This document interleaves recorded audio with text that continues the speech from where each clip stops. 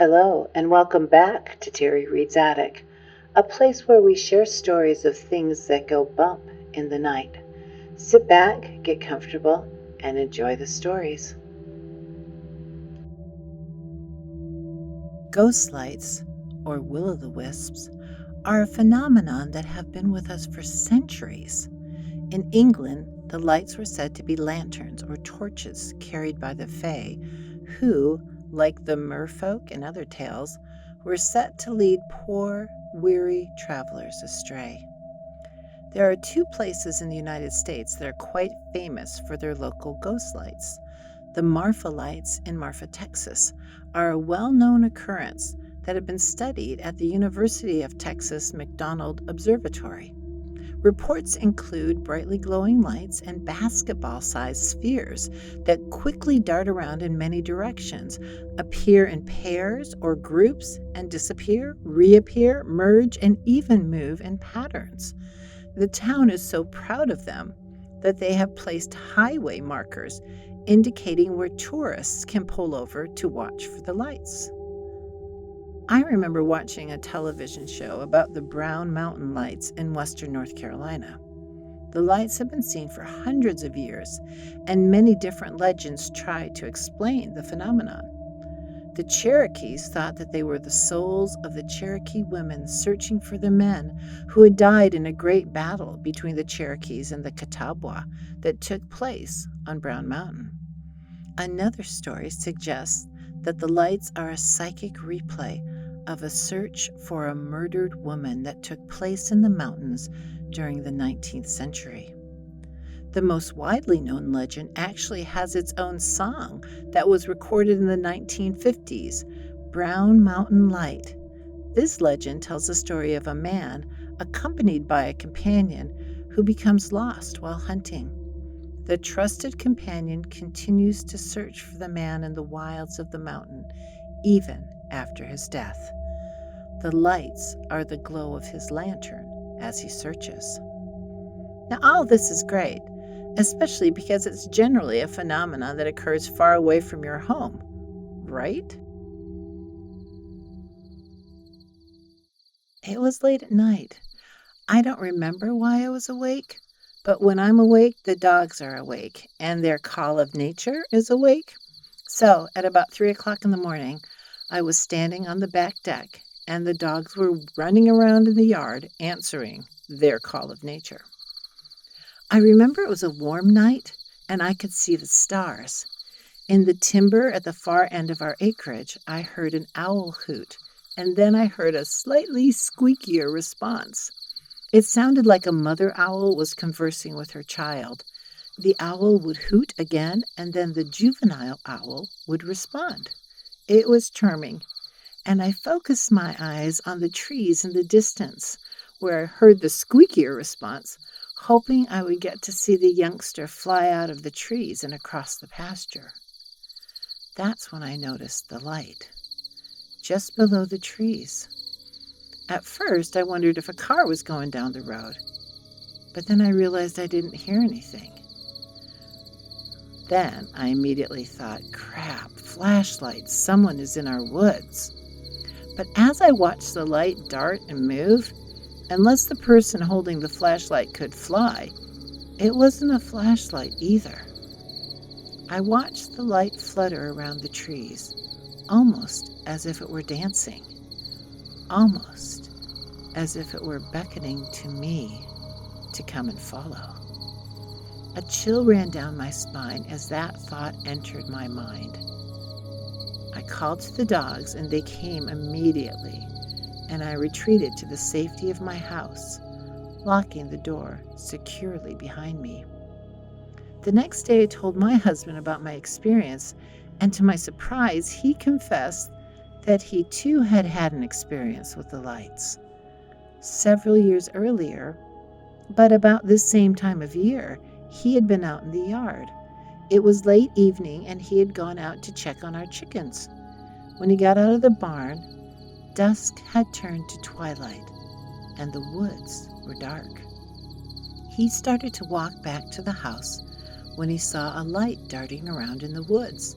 Immediately thinking it was one of the kids, he walked towards the woods, calling out, "Hey, who's out there?"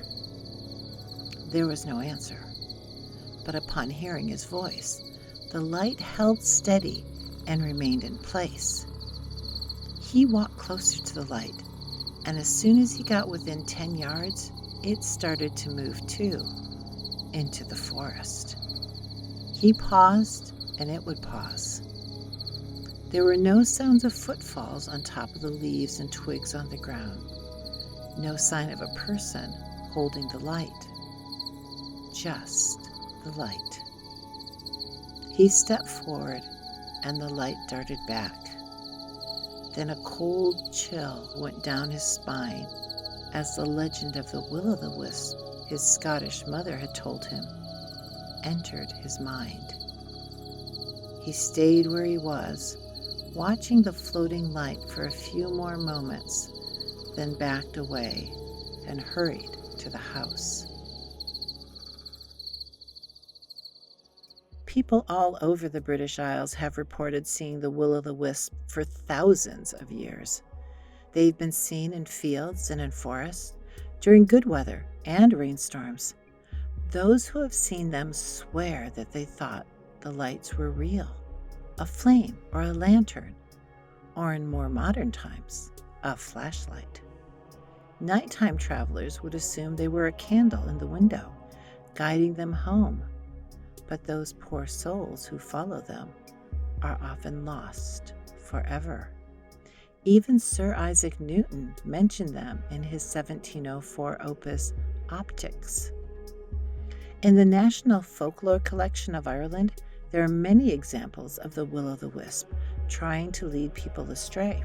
Here's just one example. I was over at Connor's house late one night, and when I was coming home, I saw the light away from me. I thought it was the light in the house here. "What the devil is on her to be up at this hour of the night?" says I in my own mind. It was very late at the time when I was crossing the field. The Rabs, the field is called. Well, I was wandering around all night and couldn't find the ditch, and it was 4:30 in the morning when I got home. After wandering around for a long time, I sat down, and then I found my way. When I got home, the wife told me that there was no light lighting in the house since 9 o'clock that night.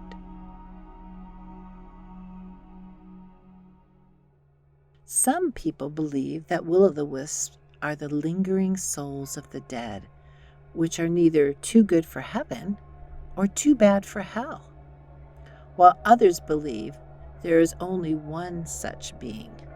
Will O The Wisp, they claim, is a tormented specter who takes out his frustration on the living by leading people to their doom. Will Smith, an evil blacksmith who lived in Shropshire, was believed to have become such a specter. It was said that Will the blacksmith was given a second chance by St. Peter, but he was so vile that he ended up being doomed to wander the earth. Perhaps seeing him as a kindred spirit, the devil provided Will Smith with a lump of single burning coal with which to warm himself.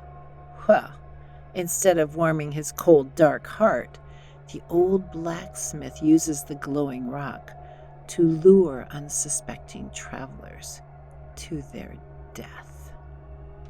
But Blacksmith Will, or Will O The Wisp, is not the only name this creature is called. In Britain and Ireland alone, there are dozens of variations of its name. One, at least, you will probably be very familiar with: Jack-o'-lantern. And then there's Peg-o'-lantern, Joan the Wad, Jenny with the Lantern, Hoppity's Lantern, Hinky Punk, and Spunkies.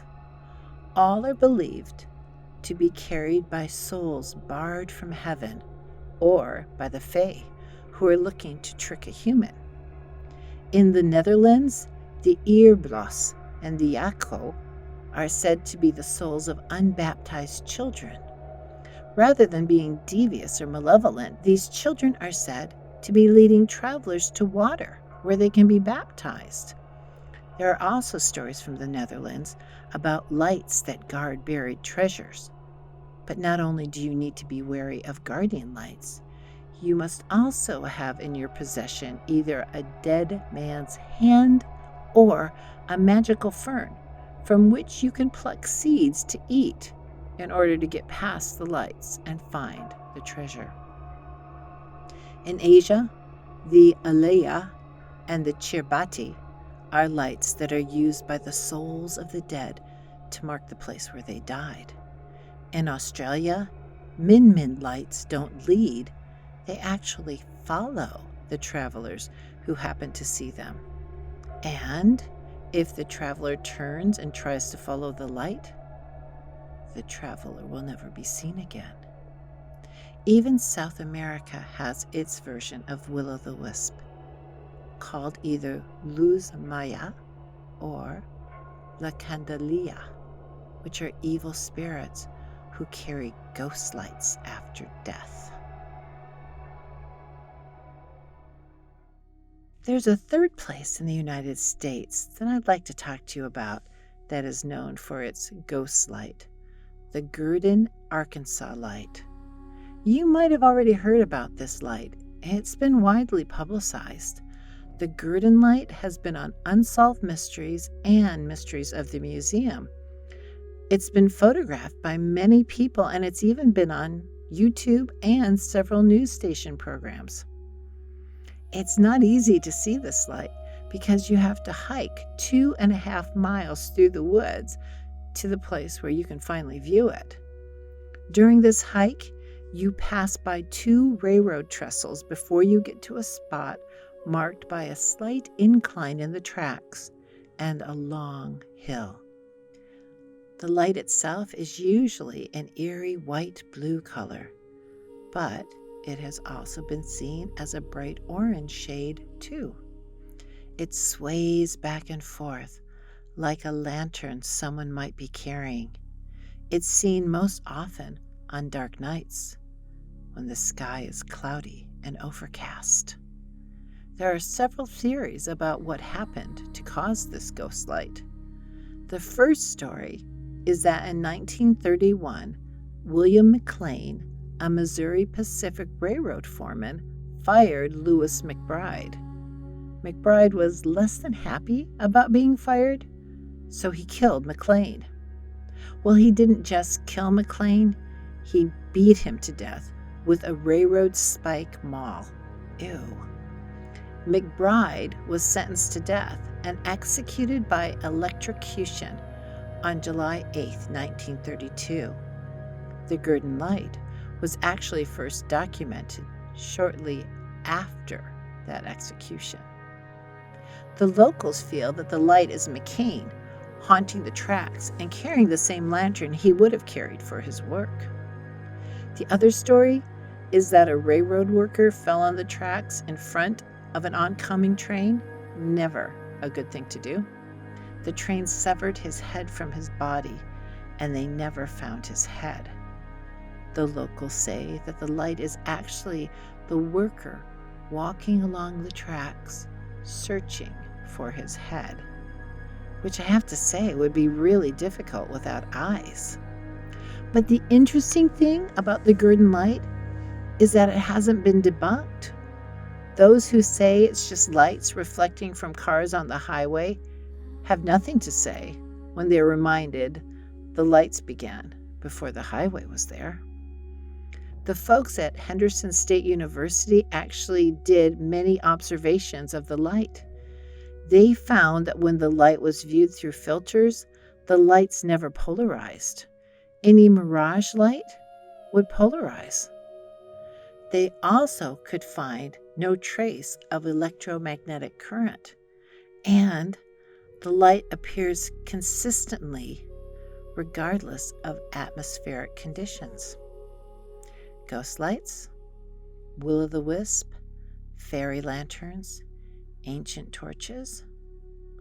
Just like the Motel 6 commercial, they'll leave the light on for you. but be sure to watch your step. Thank you for listening to Terri Reid's Attic. If you enjoyed the stories, please consider becoming one of our supporters. Look for us on YouTube, as well as through your favorite podcast provider. If you have a question or comment, please email us at stories@terrireid.com. That's stories@terrireid.com. Until next time, let me leave you with an old Celtic prayer. From ghoulies and ghosties and long-legged beasties and things that go bump in the night, good Lord, deliver us.